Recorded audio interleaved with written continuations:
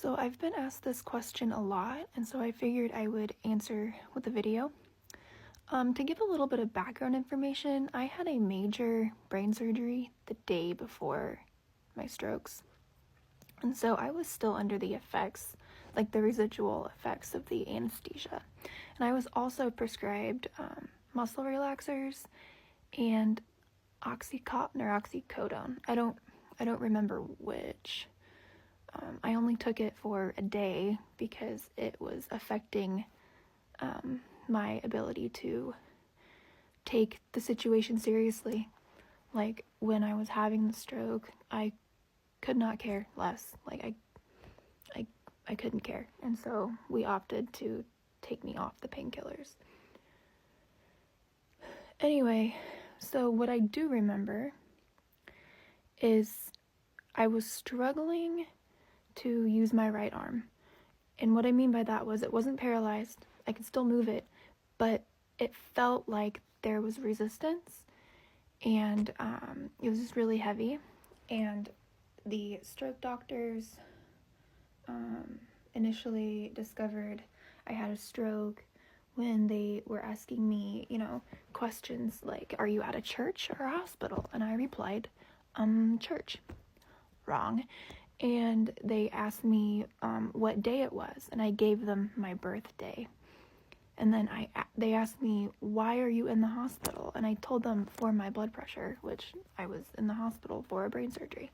And so those answers plus the pronator drift, so they have you put your arms like this and close your eyes. You have to close your eyes. And if you're having a stroke, typically your arm will fall. I guess it depends on the type of stroke or the location, but that's a major red flag. Also, my right leg felt cemented to the bed. I could not move it at all. Like, I tried very hard and I couldn't move it. And so then I tried, picking it up, and yeah. And it was also numb. Not completely numb, but it felt pretty numb. And so I had right-sided weakness, and my mom said that my mouth was a little droopy. I don't know, I didn't look in a mirror. But, so right-sided weakness, droopy face, and then just speech difficulty. I had a difficult time finding words, and I think that was overlooked because I was on the muscle relaxers, which make you tired, and the oxy, which make you loopy, and so I don't think I thought much of it. And like I said, like, the oxy made me just not care. Like, I didn't have a care in the world about what was going on. Like, I didn't understand how serious it was. And so, when I said lasso instead of fork, I knew I was struggling to find the word fork, but when I found the word lasso, it didn't feel out of place to me. So I would say, if you suspect you're having a stroke or you're having any stroke symptoms, you need to be checked out at the emergency room. Like, it's not something to wait on. Time is of the essence when you have a stroke. And I think that's what made me, recover so well, is I was in the best place that I could be to have a stroke. I was in the hospital on the neurology floor. It couldn't have happened at a better time, to be honest. Not that there's any good time for a stroke, but if you're going to have a stroke, it should be in the hospital. So I'm very lucky in that aspect.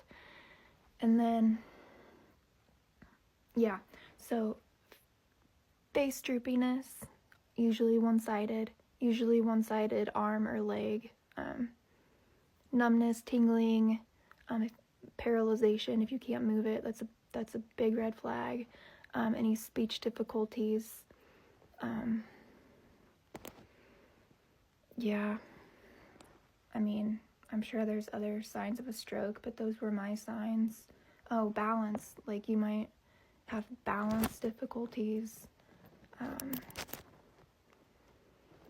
Some people have a severe headache. Now, I did have a severe headache, but I just had my skull cracked open and part of my brain taken out. And so, I have no idea. But what I do know is when I was taken away for the CT scan, the MRI, and the echo, I lost that chunk of time. Like, I don't remember having those tests done. And so I don't know what else I don't remember. And I know that my memories are jumbled. They're jumbled up. And my timeline is choppy. And I don't know. I rely on other people to tell me what happened. Because, yeah, bottom line, if you're having stroke symptoms, if you think you're having stroke symptoms, call 911. Get to the hospital, get checked out, and, I hope you don't have a stroke.